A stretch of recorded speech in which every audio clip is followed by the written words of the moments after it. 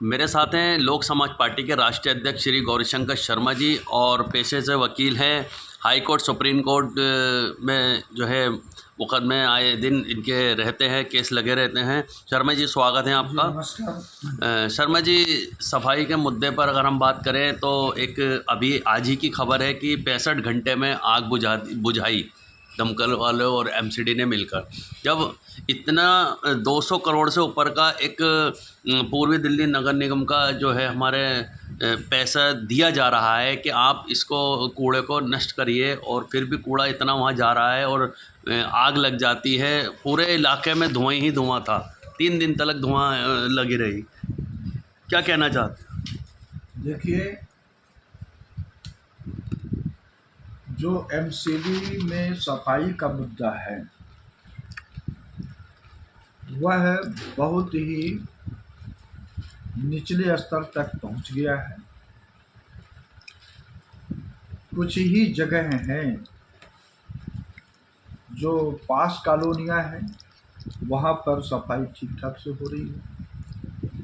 बाकी जो सेमी अथराइज्ड या अनअथराइज्ड या रिमोट एरिया की कॉलोनियां हैं, वहाँ पर सफाई व्यवस्था एकदम चरमरा गई है।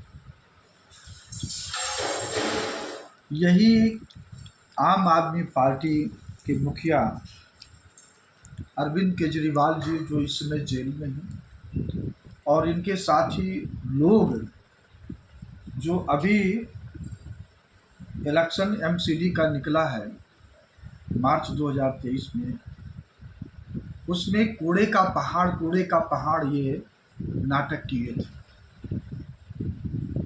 लगभग साल भर से ज़्यादा समय होने जा रहा है, मार्च में साल भर पूरा हो गया, तो कूड़े की पहाड़ की समस्या ये हल नहीं कर पाए, जैसे का तैसा।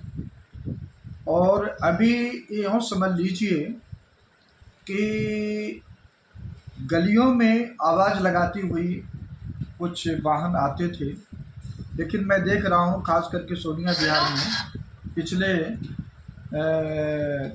कई दिनों से कोई भी वाहन आवाज़ लगाते हुए नहीं आ रही है, और लोग मजबूर हैं कूड़े को अपने साथ ले जा कर के जो पहला पुस्ता सोनिया विहार वहाँ पर रख ली।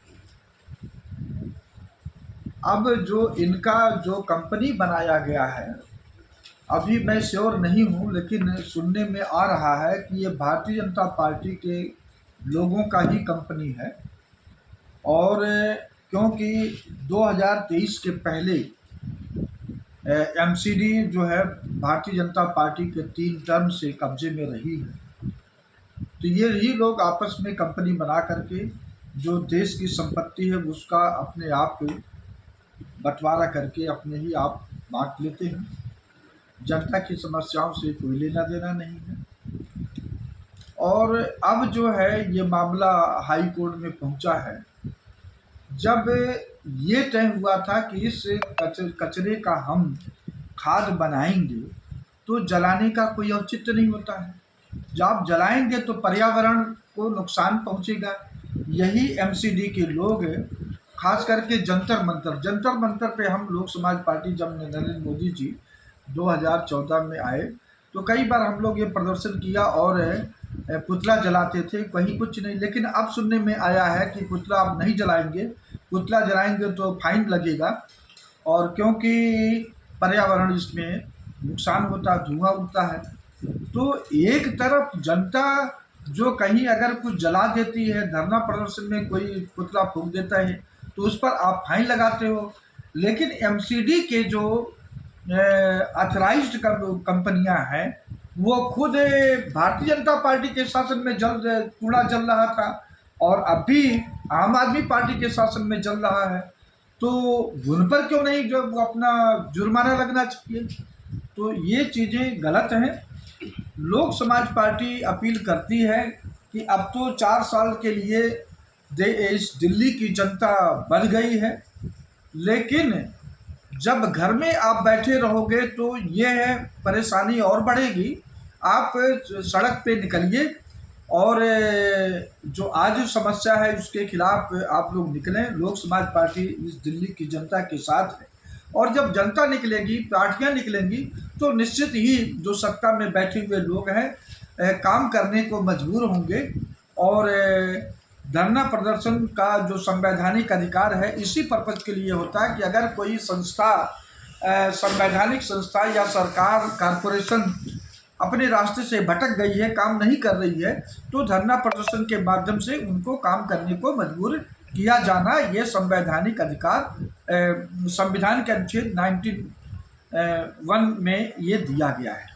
जी, Shri Ram colony ward number 246 की अगर हम बात करें तो जो 16 रिक्शे वार्ड में दिए गए थे मेट्रो वेस्ट कंपनी की तरफ से, एक भी रिक्शा नहीं है। क्या वो 7,500 रुपये महीने की अगर हम गुणा भाग करें तो लगभग 2 लाख के मेंटेनेंस में ला के 2 लाख रुपये बैठता है। क्या उस पर भी भ्रष्टाचार चल रहा है?